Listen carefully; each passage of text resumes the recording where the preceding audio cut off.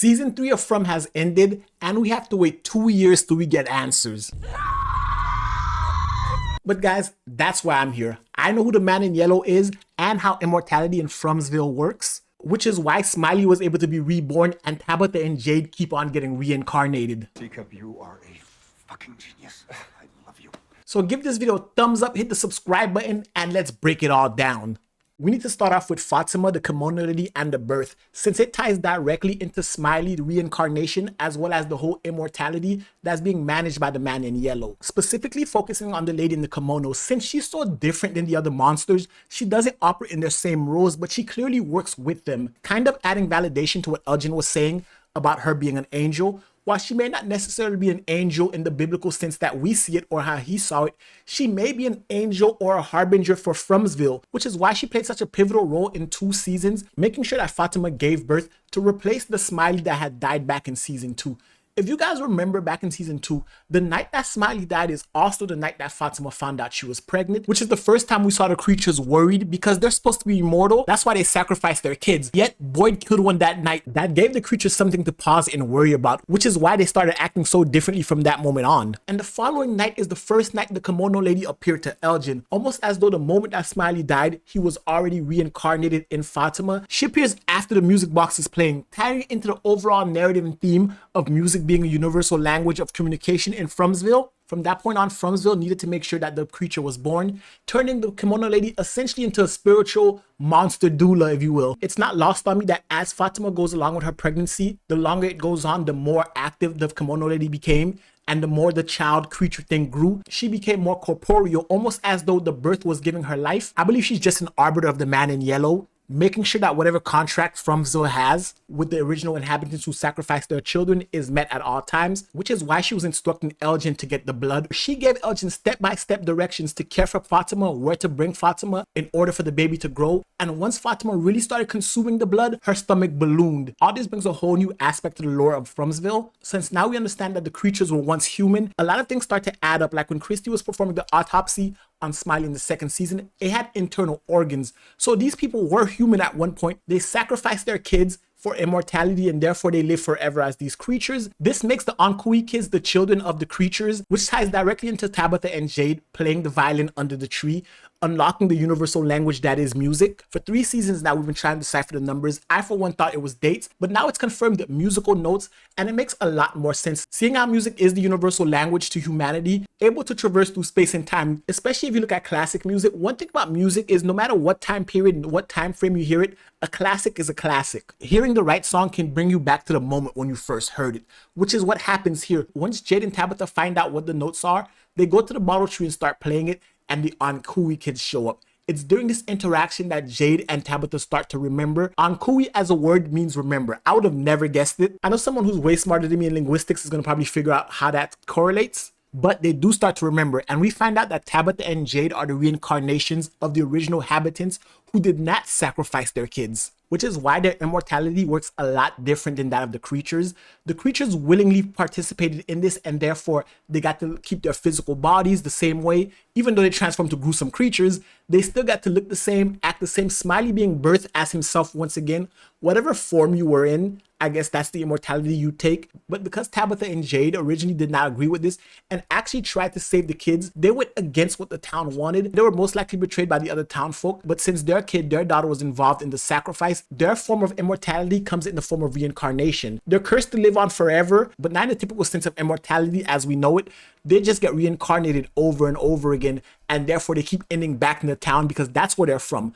All their flashbacks, all their memories are of their former lives. The Civil War soldier, Christopher, even the guy with the hole in his eye were all a different form of Jade throughout the years.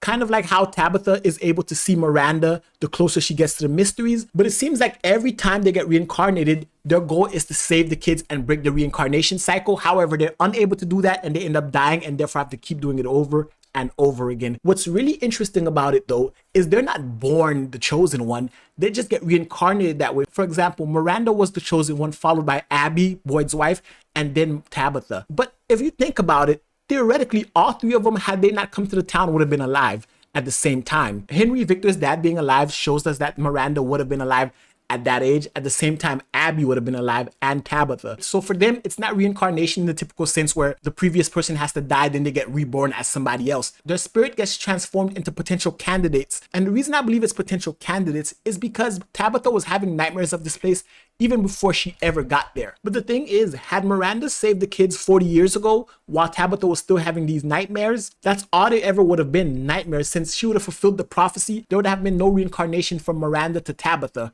The same goes for Jade and Christopher and all the previous memories and lives that they've had. What really sucks for them is that this cycle seems to have been going on for what seems to be generations. Back at the settlement looks old, like old. And if we follow Jade's memories of the Civil War soldier, it dates back over 100 years since they've been trying to do this over and over again.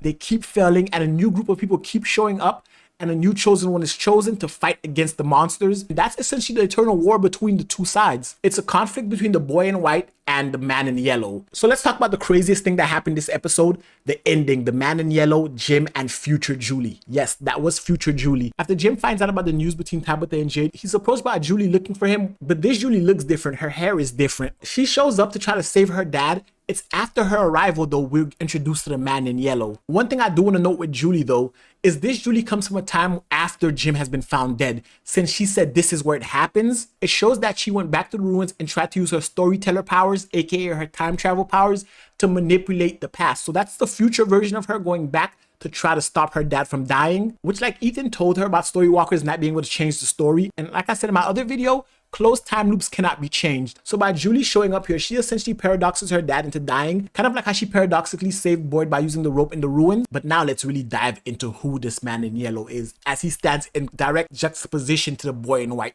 First and foremost, I think the man in the yellow is the father to the boy in white. It makes sense as the boy in white is not part of the Ankui kids and he's actively trying to save the kids. And we already see the color juxtaposition, the boy in white, the man in yellow. Just in their names alone, you see the connection between the two of them are intrinsic.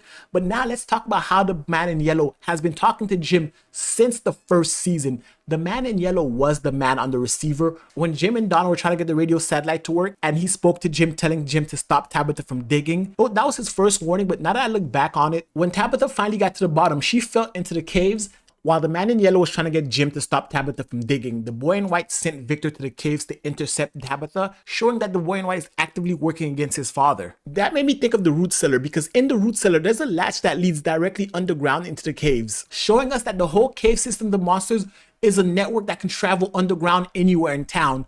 So this entire time, when people are hiding underground, the monsters were letting them. They could have easily got into the root cellar. They could have easily got into anywhere. Not only did he talk to Jim via the radio, he also talked to Jim via the phone. He was the voice behind Thomas this entire time, trying to get Jim to freak out and stop his wife from remembering. I have a feeling that this man in yellow may have also influenced Henry back in the real world before Miranda took her kids and ran away. All this kind of reminds me of the show Lost, where it was Jacob versus the man in white. Jacob was wearing all white, kind of like the boy in white, and the man in yellow could be representative of the man in black from Lost. In Lost, he was the embodiment of the evil on the island. In this scenario, the man in yellow is the embodiment of evil of Frumsville. His entire goal is to make sure that the cycle isn't broken and he gets to keep his immortality. He may have sacrificed his son first, and he convinced his other disciples or the creatures to sacrifice their kids for immortality as well, which is why he was using Jim this entire time to stop Tabitha from remembering, because if Tabitha breaks the cycle, it breaks all control and he may die. Speaking of may die, Jim is dead. He killed Jim because at this point he has no purpose for Jim. He tried to get Jim to stop Tabitha. Jim did not stop Tabitha. Jim tried to fight him to protect Julie. Since Julie is now time traveling and messing with the story, all of these different machinations happening at the same time.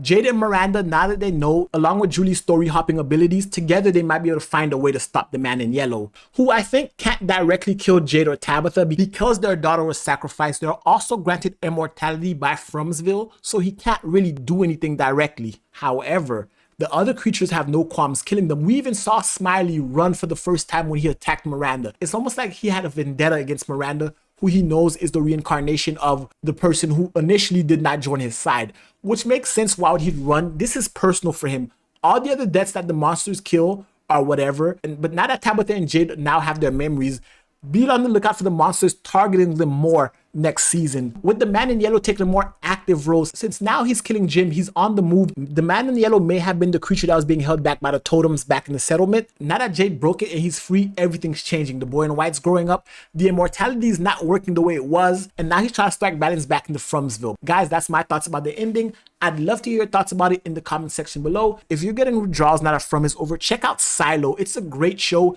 I cover it week to week. And if you like From, you'll definitely like Silo. So definitely check that out. And guys, give this video a thumbs up, hit the subscribe button. And until next time, peace.